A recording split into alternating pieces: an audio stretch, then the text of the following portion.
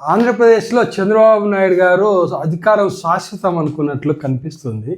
ఎందుకంటే నేను ఒక 3-4 రోజుల క్రితము చూశాను ఒక వీడియోలో. తుర్కా కిషోర్ అట అతను, మాచర్ల మాజీ మున్సిపల్ చైర్మన్. అతని మీద 12 కేసులు ఉన్నాయని చెప్పి అరెస్ట్ చేసి అంతకుముందే అతన్ని 7 నెలలు ఏమో జైల్లో పెట్టారు యాక్చువల్గా. అయితే అప్పుడే విడుదలైందంట. ఆ రోజు మళ్ళీ 3 రోజుల క్రితం విడుదలైతే అదే రోజు మళ్ళీ పోలీసు వాళ్ళు వచ్చి అరెస్ట్ చేస్తుంటే వాళ్ళ వైఫ్ అంటే అతని భార్య వాళ్ళను పోలీసు వాళ్ళను ప్రతిఘటిస్తుంది. నేను ఆ వీడియో చూశాను.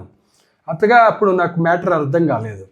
అంటే అసలు జరిగింది ఏంటి అంటే అతని మీద అంతకుముందే 12 కేసులు వేసి ఆ 12 కేసులలో ముద్దాయిగా చేసి రిమాండ్లో చేస్తే రిమాండ్లో 7 నెలలు ఉంచారు అతన్ని. యాక్చువల్గా జైలు నుంచి రిలీజ్ అయ్యి వచ్చిండు. అప్పుడే మళ్ళీ పోలీసు వాళ్ళు వచ్చి ఇంకో ఎప్పుడుదో పాత మర్డర్ కేసు ఉంది, దాంట్లో మీకు అరెస్ట్ చేస్తున్నామని అరెస్ట్ చేసి తీసుకుపోయారు. మరి ఇంత నీతి వాళ్ళ విధంగా ఎలా ప్రవర్తిస్తున్నారు పోలీసు వాళ్ళు? చట్టం అంటే వాళ్ళకి కొంచెం కూడా గౌరవం లేదా?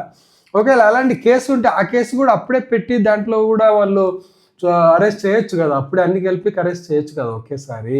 ఇట్లా ఇన్స్టాల్మెంట్ల మీద అరెస్ట్ చేసి లోపలేయడం అనేది భావ్యం కాదు యాక్చువల్గా. అయితే ఇది ఎంత ఆశ్చర్యకరంగా బయటపడింది అంటే వాళ్ళ వైఫ్కు ఎవరో మంచి లాయర్ దొరికిండు. ఆ లాయర్ ఏం చేసిందంటే హెవియస్ కార్పస్ పిటిషన్ వేసిండు. హెవియస్ కార్పస్ పిటిషన్ అంటే ఆమెకు తెలుసు వాళ్ళు పోలీసు వాళ్ళు పట్టుకపోయింది, కానీ పోలీసులు పట్టుకపోయారు అంటే అక్కడ పోలీసు వాళ్ళు వేరే విధంగా ప్రవర్తిస్తారు. కోర్టు కూడా అంత ఈజీగా ఒప్పుకోదు.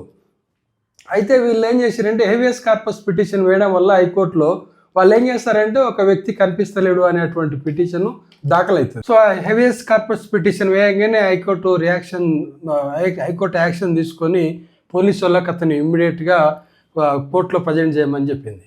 అయితే అప్పుడు పోలీసు వాళ్ళకు అర్థమైంది ఇది సీన్ అంత ఈజీగా లేదు అని ఏం చేశారంటే రిమాండ్ రిపోర్టు చూపించారు. ఆల్రెడీ అతను రిమాండ్లో ఉన్నాడని చెప్పి రిపోర్ట్ చూపించారు.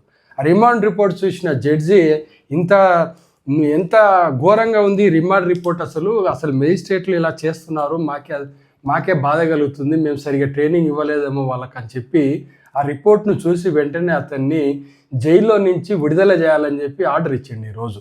అది ఒక విధంగా ప్రజాస్వామ్యం విజయం అనుకోవచ్చు మనం. ఎందుకంటే మన కోర్టులు చాలా విలువైన పాత్ర పోషిస్తాయి మన రాజ్యాంగాన్ని రక్షించడంలో. అలాంటిదే ఇది. ఈ సంఘటనను చూసి నాకు ఆశ్చర్యం వేసింది. ఇంత హీనంగా ప్రవర్తిస్తున్నది గవర్నమెంట్ అంటే మరి వాళ్ళు శాశ్వతం అనుకుంటున్నారేమో.